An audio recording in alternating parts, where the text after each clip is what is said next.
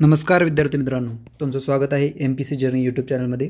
आजच्या व्हिडिओमध्ये आपण BMC क्लर्क न्यू अपडेट 2025 पाहणार आहोत।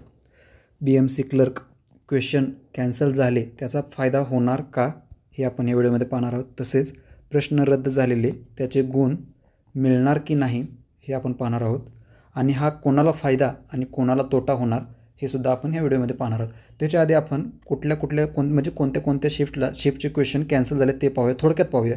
माझ्याजवळ जेवढे क्वेश्चन आलेले आहेत म्हणजे ज्या विद्यार्थ्यांनी मला पाठवलेत ते आपण पाहून घेऊया। तर 2 डिसेंबर पहिली शिफ्टचे 2 क्वेश्चन कॅन्सल झालेत।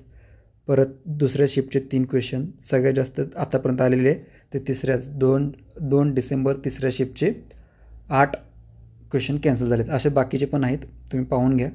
6, 11, 12 डिसेंबरपर्यंत आलेत माझ्याकडे। असे 12 डिसेंबरचे तिसऱ्या शिफ्टचे 6 क्वेश्चन कॅन्सल झालेत। तर आपण पाहूया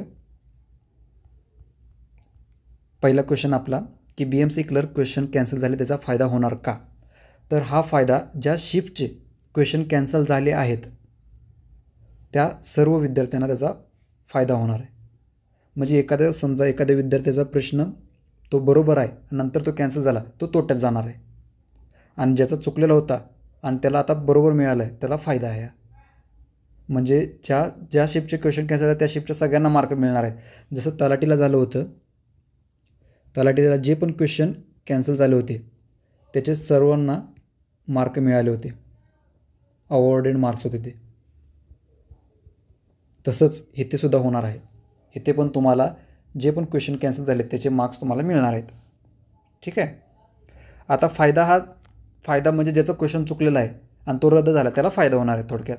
आणि तोटा कोणाचा, ज्याचा क्वेश्चन बरोबर आला होता आणि तो नंतर कॅन्सल झाला आहे त्याच्यासाठी तोटा आहे हा। आणि नंतर नॉर्मलायझेशनमध्ये हा आता खूप फरक पडणार आहे। त्यामुळे लवकरात लवकर रिझल्ट लागेल अशी अपेक्षा ठेवूया आपण।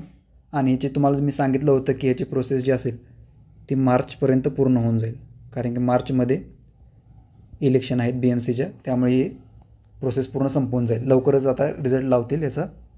त्यामुळे तुम्ही माझ्या यूट्यूब चॅनलवरती माझ्यासोबत राहा, त्याच्यावर मी तुम्हाला अपडेट देत जाईल। जर तुम्हाला हा व्हिडिओ आवडला असेल तर व्हिडिओला नक्की लाईक करा आणि जर चॅनलवरती नवीन असाल तर चॅनलला नक्की सबस्क्राईब करा।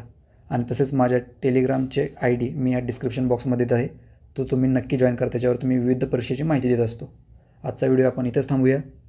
जय हिंद, धन्यवाद।